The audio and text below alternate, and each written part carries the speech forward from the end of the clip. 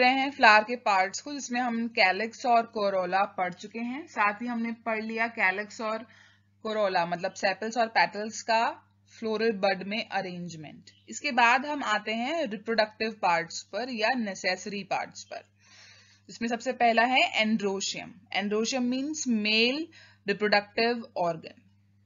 ठीक है, तो जब आप किसी फ्लावर में ऑब्जर्व करते हैं तो जो मेल रिप्रोडक्टिव पार्ट है वो आपको स्टेमन की फॉर्म में प्रेजेंट होते हैं।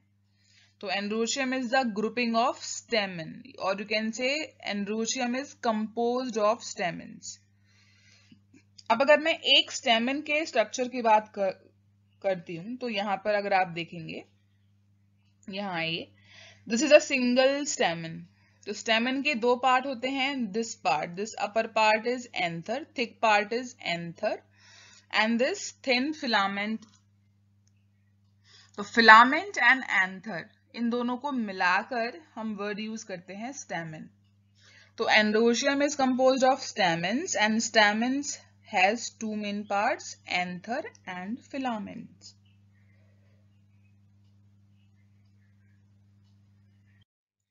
अब अगर हम एंथर का स्ट्रक्चर देखते हैं, ऑब्जर्व करते हैं, तो हम पाते हैं कि एंथर का अगर आपने टीएस लिया, ट्रांसफर सेक्शन ऑफ एंथर, इसको हमने ट्रांसवर्सली कट किया, तो आपको कुछ ऐसा दिखाई देगा जहां पर आपको दो पिंक कलर के चैम्बर्स दिख रहे हैं।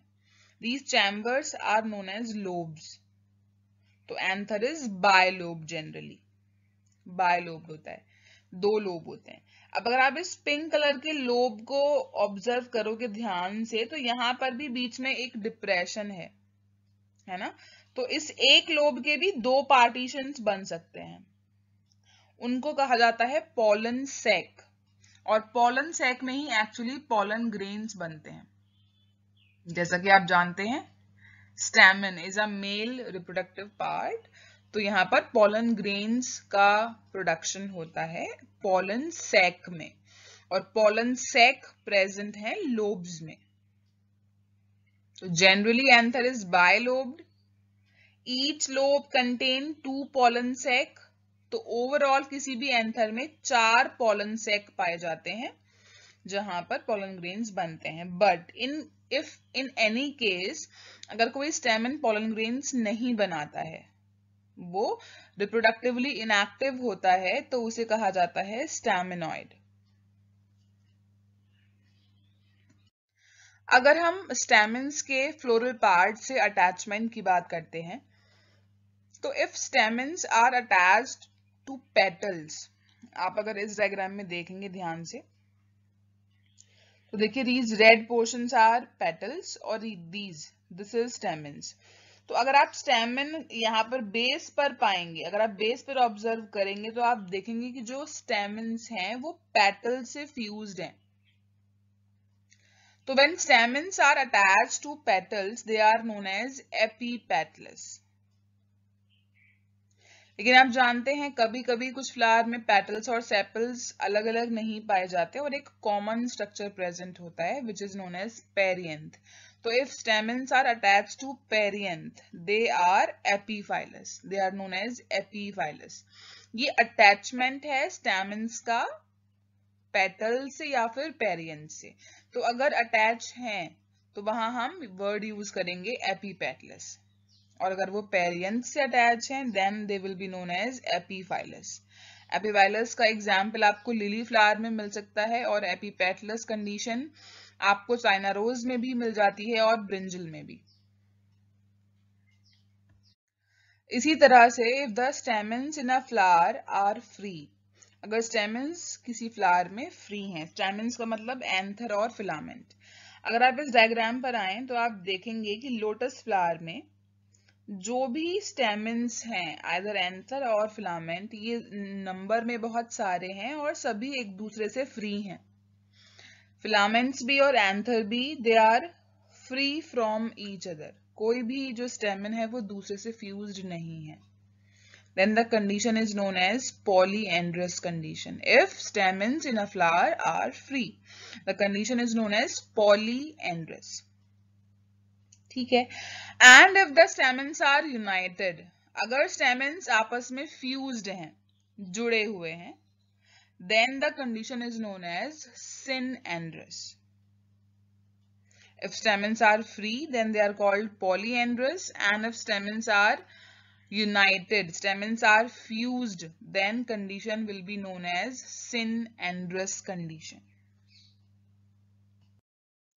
अगर थर्ड कंडीशन की बात करें, when stamens are attached to gynoecium, जब stamens या तो अपनी फुल लेंथ में या फिर स्टेमन का एंथर वाला पार्ट जो है वो गाइनोशियम से फ्यूज्ड हो, अटैच्ड हो. Gynoecium means carpel, ovary style stigma. तब कंडीशन कहलाएगी गायनेंड्रस कंडीशन, जो कि कैलोट्रोपिस में पाई जाती है. अब अगर हम लेंथ ऑफ स्टेमन की बात करते हैं तो अकॉर्डिंग टू देयर लेंथ यहाँ पर भी अलग अलग कंडीशंस पाई जा सकती हैं. जैसे number first condition is didynamous stamens. When 4 stamens are present, यहाँ 4 स्टेमन प्रेजेंट होंगे, जैसा कि आपको फर्स्ट वाले डायग्राम में दिखाया जा रहा है. 4 स्टेमन्स आर देयर, जहां 4 में से 2 स्टेमन शॉर्ट हैं और 2 स्टेमन लॉन्ग हैं. Look at the diagram. 1, 2, 3, 4. 4 stamens are there, और 4 में से 2 are long and 2 are short. Then the condition is known as didynamous. और अब इसको याद रखने के लिए ऐसे ट्रिक बना सकते हैं, didynamous मतलब डाई प्लस डाई. यहाँ डाई वर्ड 2 बार यूज हुआ है, तो डाई प्लस डाई मतलब 2 + 2. Stamens are arranged as 2 + 2, out of which 2 are long, 2 are short. दूसरी कंडीशन है tetradynamous condition. Tetradynamous, tetra means 4 and di means 2. Tetradynamous मतलब 4 + 2. तो देयर आर टोटल 6 स्टेमन्स, आप देखिए है ना, and they are arrange in 2 worlds. ये 2 ring में अरेंज है. In outer world there are 2 shorter stamens, while in inner world there are 4 long stamens. देखिए बाहर वाले जो रिंग है, बाहर वाली रिंग में 2 छोटे स्टेमन्स हैं. 2 stamens in outer whorl which are short and 4 stamens in inner whorl which are long. तो tetradynamous condition means stamens are arranged in 2 rings, in 2 worlds, that is 4 + 2. तो बाहर वाली रिंग में 2 स्टेमन हैं जो कि लेंथ में कम है, और अंदर वाली रिंग में 4 स्टेमन्स आर देयर, 4 स्टेमन्स हैं जो लेंथ में बड़े हैं. नेक्स्ट कंडीशन यहाँ आ जाती है inserted stamens. When the stamens are smaller than corolla, जब स्टेमन की लेंथ उसके पेटल की लेंथ से कम होगी तो कंडीशन कहलाएगी inserted. Exserted condition, when stamens are longer than corolla and they are radially outward, जब स्टेमन की लेंथ उसके पेटल की लेंथ से ज्यादा होगी और जो स्टेमन है वो बाहर की ओर मतलब आउटवर्ड, बाहर की ओर झुका हुआ होगा. एक्सर्टेड कंडीशन में जो स्टेमन है वो पेटल से लंबा होगा.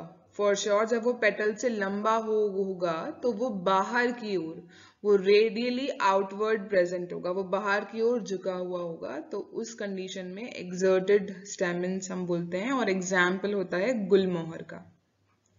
नेक्स्ट कंडीशन है डिप्लोस्टैमिनस कंडीशन, जहां stamens are double the number of petals and present in 2 worlds. यहाँ पे जो स्टेमन है उनका नंबर पेटल से जस्ट डबल है. तो मान लीजिए कि अगर 5 पेटल्स हैं तो स्टेमन का नंबर 10 होगा. ठीक है, अब 10 है तो जैसे कि आप डायग्राम में देख सकते हैं, this diagram, this belongs to diplostemonous condition. तो देखिए 1, 2, 3, 4, 5 पेटल्स हैं, तो स्टेमन का नंबर आप काउंट कर सकते हैं. There are 10 stamens. अब ये जो 10 स्टेमन है, 10 स्टेमन्स हैं, they are arrange in 2 worlds, in 2 rings. ये 2 रिंग्स में अरेंज है. तो आप देखेंगे जो बाहर वाली रिंग है वो पेटल्स के ऑल्टरनेट है, मतलब पेटल फिर स्टेमन फिर पेटल फिर स्टेमन, पेटल स्टेमन पेटल स्टेमन. तो first and the outer wall is alternating with petals. और जो इनर वर्ल्ड है, जो इनर रिंग है स्टेमन की, वो जस्ट अपोजिट है पेटल के, वो बिल्कुल पेटल के सामने है। देखिए ये पेटल है और पेटल के जस्ट सामने स्टेमन है। हमेशा हर बार हर पेटल के सामने स्टेमन है इनर रिंग में।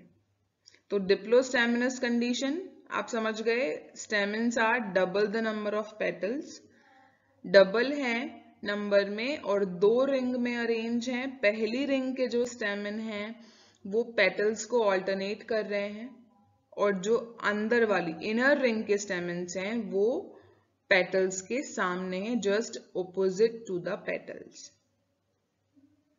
नेक्स्ट कंडीशन है obdiplostemonous condition. Obdiplostemonous condition is just the reverse of diplostemonous. देखिए outer whorl of stamen is opposite to petals and inner whorl of stamen is alternating with petals. यहाँ भी condition same है कि stamen का number petal के number से double होगा और वो दो रिंग में अरेंज होंगे। अंतर सिर्फ ये होगा कि जो बाहर वाली रिंग है, अब इस कंडीशन में बाहर वाली रिंग जो है वो पेटल के ऑपोजिट है, जस्ट सामने है, और जो इनर रिंग है वो पेटल के ऑल्टरनेटिवली प्रेजेंट है, वो पेटल को ऑल्टरनेट कर रही है। अगर हम नेक्स्ट कंडीशन की बात करें तो इट इज आइसोस्टेमिनस और हैप्लोस्टेमिनस कंडीशन। यहाँ पर इस कंडीशन में जो नंबर ऑफ स्टेमन है वो नंबर ऑफ पेटल जितना ही होगा। जैसे मान लीजिए उस प्लांट में 5, उस फ्लावर में 5 सेपल्स हैं तो स्टेमन का नंबर भी 5 ही होगा।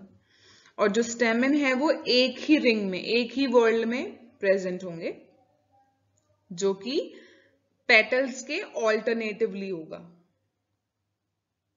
Stamens are present in a single ring and they alternating with petals. तो कंडीशन होगी आइसोस्टेमिनस। इसका डायग्राम मैंने आपको पिछली स्लाइड में दिखाया था, वहां पर आप इसको ऑब्जर्व कर सकते हैं।